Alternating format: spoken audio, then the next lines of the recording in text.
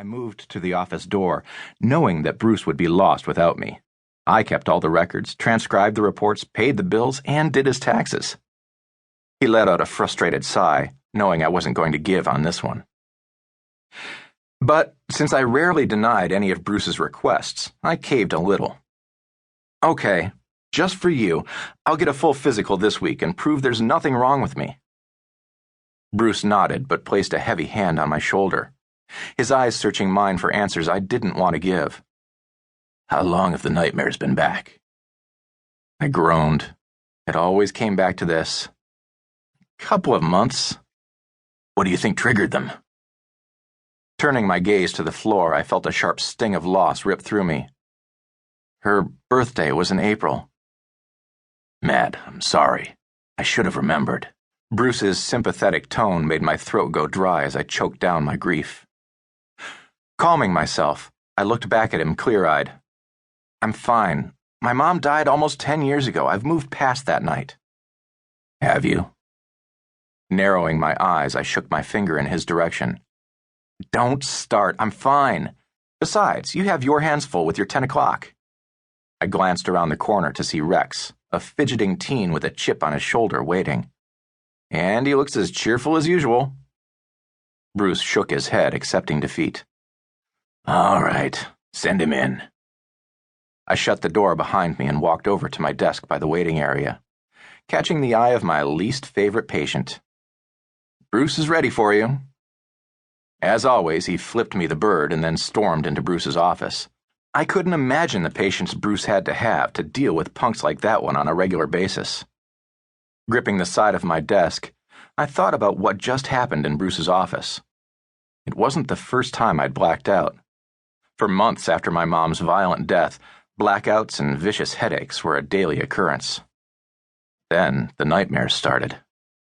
Nightmares in which I'd witnessed her death as if I'd been in the room.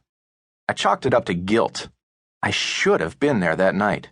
She called me for help, but I was out drinking like the delinquent I was back then. By the time I heard her pleading message, it was too late. My father had already killed her, right before he turned the gun on himself. Still standing and grappling with frustration, I rubbed my temples. I was past this, past the pain and regret. I'd pulled my life together. I had purpose and joy in what I did every day. I wasn't that messed up kid anymore. Centering myself with a deep breath, I clicked on my computer and busied myself with court documents and patient reports. When Bruce's last patient of the day left, I stuck my head into his office to say goodbye. He was buried in his case files, but still reminded me to make the doctor's appointment. Promising again that I would, I headed out to my motorcycle in the parking lot. I suppose it was cliché that I rode a bike. The muscle machine matched my brawny, tattooed bad boy look, although I hardly fit the part anymore. Since I'd long ago quit drinking and chose not to date, my nightlife often consisted of training wrestlers or hanging out with the little brother I got assigned to through the Hartsford Children's Center. To the average person, my life might seem simple or lonely, but I loved the peace. After years of being driven by anger and emotion, I enjoyed the refreshing calm that had settled over my spirit, empowering me to leave the past behind. My motorcycle sprang to life, effectively clearing my head as I drove. It was only a few minutes before I pulled up to the doorway of the Storm. Squeezed between a shoe store and a donut shop inside a dated shopping center, the small gym brought me a great sense of pride. I'd helped Bruce purchase and outfit the place 3 years ago, and had seen it grow well past our expectations.